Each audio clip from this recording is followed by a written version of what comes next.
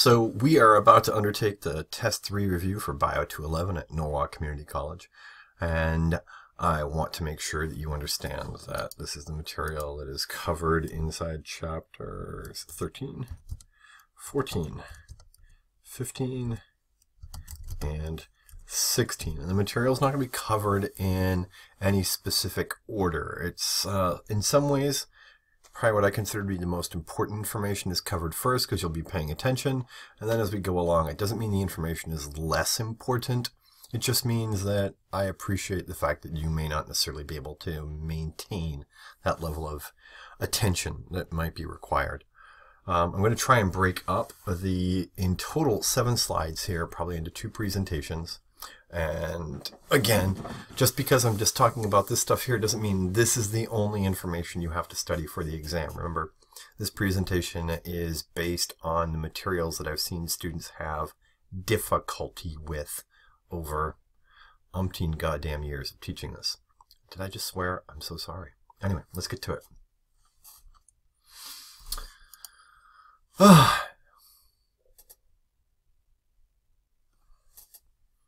I'm not even quite sure what this sentence says, but explain how it activates target tissues and organs by drawing the neurons used, neurotransmitters used from the spinal cord to the target tissue. Pay close attention to the neurotransmitters and receptors used in pre- and post-ganglionic neurons, post-ganglionic neuron to the effector tissue. Well, from that last piece of the sentence, we know we're talking about the autonomic nervous system, which is part of the central nervous system. So I'm going to do a bit of drawing here. Okay. Actually, first I'm going to just put in some bullet points, right? What you should be thinking about is what is the nervous system, right? Nervous system question. And then from there, it's made up of somatic, enteric, and autonomic, right? So S, E, and A.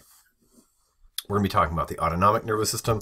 In its entirety, we make that up of sympathetic, which is what the S stands for here, sympathetic, and parasympathetic.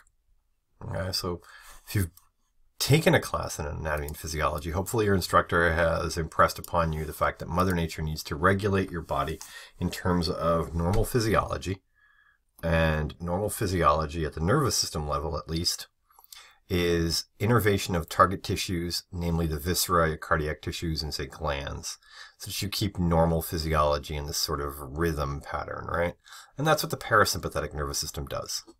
Anytime we activate the sympathetic nervous system, we are temporarily, but for whatever reason, to keep you alive, we are allowed to remove it from normal physiology for a period of time.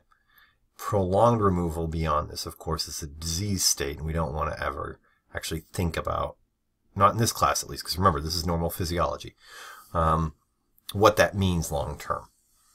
But this question, I'm going to switch between 2 sets of colors here, right, where red will equal parasympathetic and blue will equal sympathetic. So I'm going to put our targets in the middle. Yay, your cardiac, heart tissue, some glands, tissue, regardless of where it's found inside the body. In fact, this is a great introduction to AMP2 for those people who are going on to AMP2.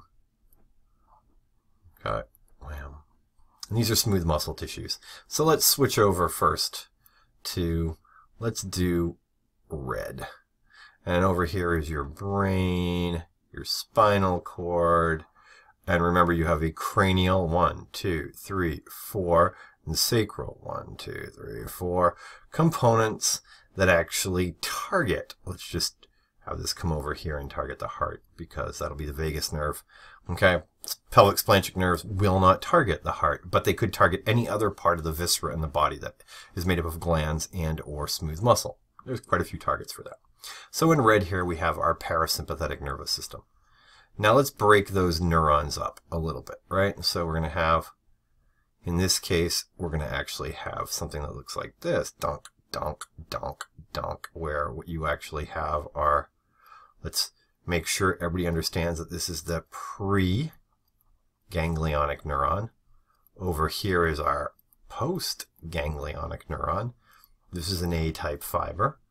Oh no, shite, I just made a mistake. Sorry, that's a B-type fiber, and this is a C-type fiber. Right, which means this is myelinated, doink, doink, doink, doink. This is unmyelinated, and what you're going to see throughout the parasympathetic nervous system is you have a long preganglionic neuron, a short postganglionic neuron, and for most of its targets, the ganglion is fairly close to the target tissue. We're going to change colors here. Actually, before we change colors, let's make sure we review what you need to know. So if this is a neuron that makes acetylcholine, that makes this a cholinergic neuron, and that a cholinergic neuron exocytoses acetylcholine so it can bind the nicotinic receptor. There's two types of receptors acetylcholine binds. They are nicotinic, Nic, and musk, where musk stands for muscarinic receptor, right? We're going to activate that postganglionic neuron where we'll then have some normal output. Having told you that, I'm going to switch colors now. And we're going to go to blue. And over here, I'm going to draw pretty close representation of what you saw over there, where this is the brain and the spinal cord. And what's different between the parasympathetic and sympathetic nervous system is from T1 to like S3 or S4 on both sides of the spinal cord. You actually have axons of neurons exiting the spinal cord to travel through the sympathetic trunk ganglia, right? So we're going to put these little nods all the way through, travel all the way down, wham. And what's going to happen, of course, we're going to find the one that will exit from here and then target antagonistically cardiac tissue, right? Cool. Again, we want to make sure you understand that we're going to put a target here where we have a preganglionic neuron activating. I need to erase some of this. I don't know how to erase. Okay, we're going to hit erase. I feel like I just had a Deadpool moment. I didn't mean to erase the whole thing. Let's go back to black quickly. Let's draw a heart. Twink, twink. And then we're going to draw some gland. Sorry about that, folks. And then we're going to draw in smooth muscle. Whack, whack, whack. And what we were doing at smooth muscle. Take my word for it. Okay? And what I want to do is now switch back to blue. What you're learning from these cartoons, I'm hoping, is that you're seeing how we can segment important pieces of information. Like here we actually have the thoracolumnar portion that travels through the actual sympathetic trunk ganglia to exit and now activate that tissue. And remember, I just made the same mistake again. This is a preganglionic let's just say this is post. I don't know what's happening to my post. Remember, this should be pre is myelinated. That's what the circles represent here. We're going to activate a cell body of an unmyelinated neuron. So this would be our postganglionic neuron. And the length of the preganglionic neuron is less. Okay? We're going to release acetylcholine to bind a nicotinic receptor here.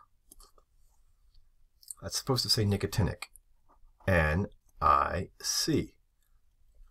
I don't know what's happening to the pen. I apologize. However, the postganglionic neuron here goes slow.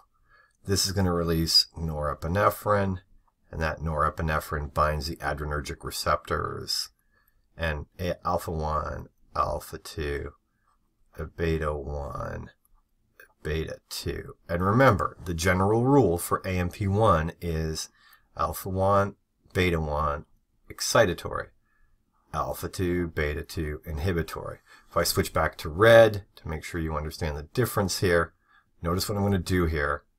No, that's a peach. I don't want a peach. I want a red. I'm going to have my cranial nerves for the cranial portion. 1, 2, 3, 4. Remember, these are 3, 7, 9, and 10. And our pelvic splanchnic nerves. They exit, and now they will, let's say this is the this is number 10 down here. It's going to come in, and it's not what I asked the pen to do.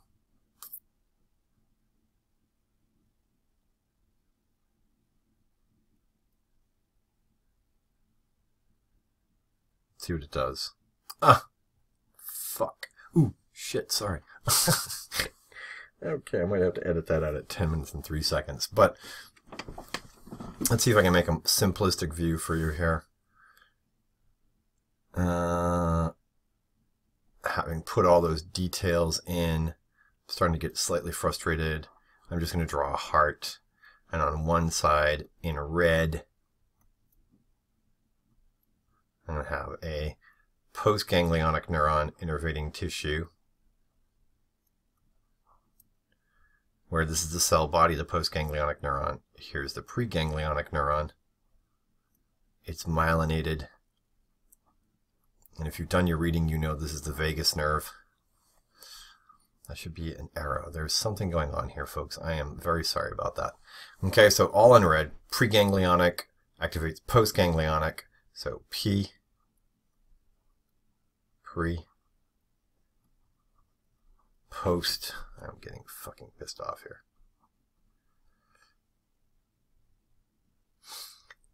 And what's going to happen, of course, is this is going to release acetylcholine to bind muscarinic receptors. MU. That was supposed to be a U. Targets here. Now we're going to change colors, and we're going to make sure you understand antagonistic relationships. From the lateral gray horn, we have a preganglionic neuron that is myelinated, activating postganglionic neuron that is not myelinated to release norepinephrine, NE. Okay? And this is what we mean by antagonism. Okay? Now, I've spent 11 minutes talking about this, so I'm kind of hoping you pay attention to the fact that I've stopped and I've tried to go over it a couple different ways. Beyond that, pay close attention to, like, this was T1 through what? Where does switch colors here? Where does this start? Meaning, if they're cranial sacral divisions, in this case it's the vagus nerve, which means it's part of the cranial part. Remember, it's 3, 1, 2, 3 through 10. But what I mean by that is these are the cranial nerves, so it's 3, 7, 9, and 10. So there are 4 cranial nerves to that part. And then what are the ganglia? I'm just going to write the word ganglia here. Have you guys... It's not coming up. I'm so sorry. I'm going to put them up here. Screw this. Get out of the pen. Get up here. Ganglia. What are the ganglia?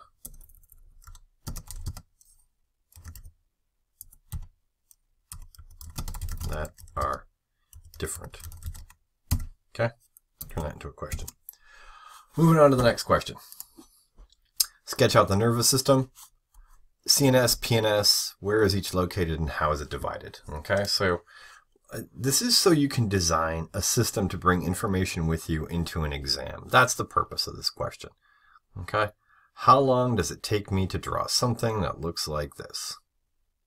Okay, here is, it was supposed to be in black, but it's in red. This is the central nervous system, the brain and the spinal cord. Right, the peripheral nervous system are all of, let's switch colors here. I'm going to switch to something neutral. By neutral, I mean like gray. Let's see what happens there. What color they give me. You have how many pair of axons of neurons that are exiting the spinal cord to target tissues that make up the dermatome and myotome of the body. Okay.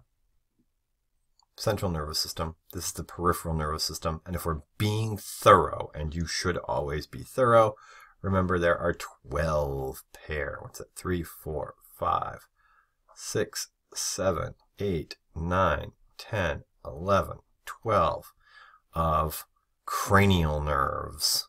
Nudge, nudge, hint, hint, wink, wink. And of course, from my perspective, the 3 most important cranial nerves are 7, 9, and 10. Okay, I think I'm starting to figure this out. There's a lag time between what I write and what is coming up on the pen. Where's the ENS? ENS means enteric nervous system. And if we think about the viscera inside of our body, so I'm going to just draw on top of this. Here is your stomach. Here is your small intestine. And here is your large intestine. Remember your enteric nervous system through a series of ganglia, meaning, I should say, plexuses, myenteric, and I don't remember the other one, Mesner plexuses. They are detecting what's going on inside your digestive system, and that's how we know when we're digesting food. Okay, next set of questions. Let's go over here, put you down, stop screwing around.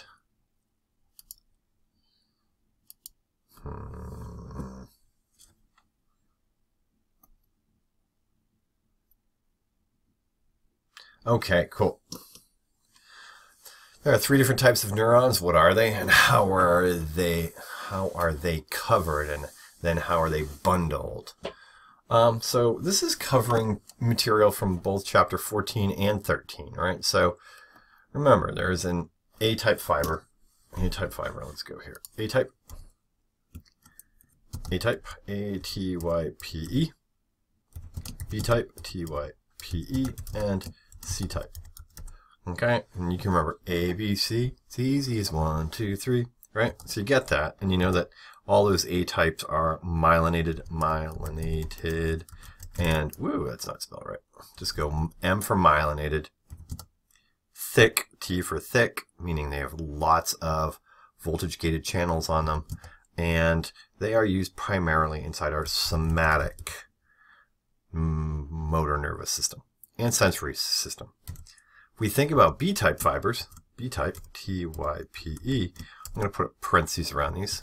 We've seen these as all of our pre-ganglionic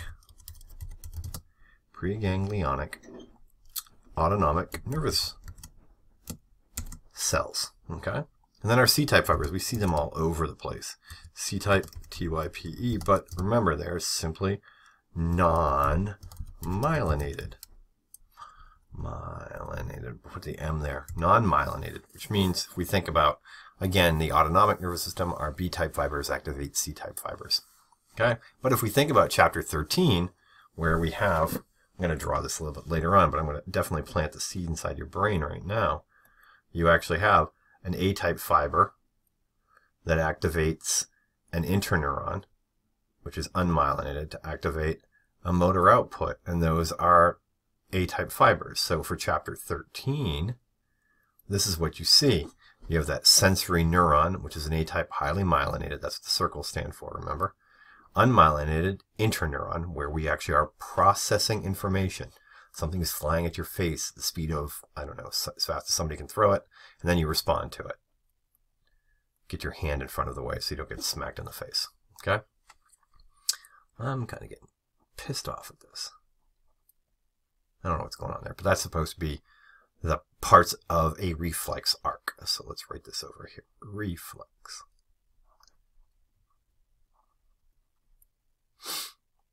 Yeah, really. Let's try it a little bit.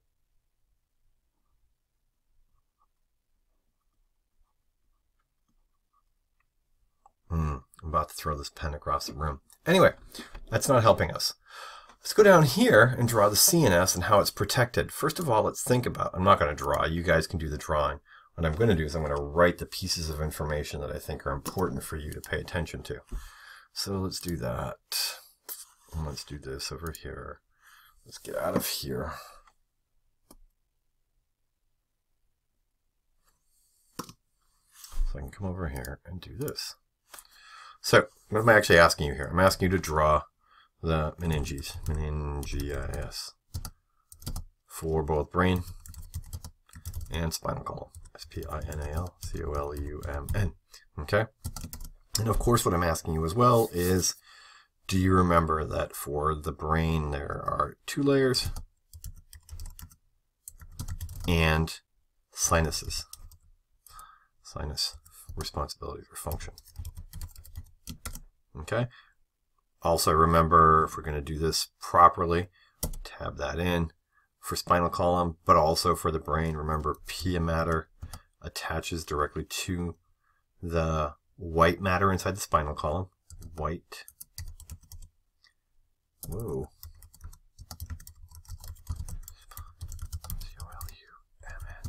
And gray matter in the brain. Right? Come on. Yes, no, maybe? Okay. Then don't forget where cerebrospinal fluid is found. Where is it made? Why do you need to make, or why do you have to have a choroid plexus, a C plexus? Plex, US. Okay? Question mark? Okay. So I'm going to stop here. It's been 20 minutes, and what I'd like to do is pick up in the next set of questions. Okay? Let me see if I can prelude them for you here. Whoops, I went too far. Bam. Okay, so we're going to stop here, and then I'll pick up in a little bit. Cool.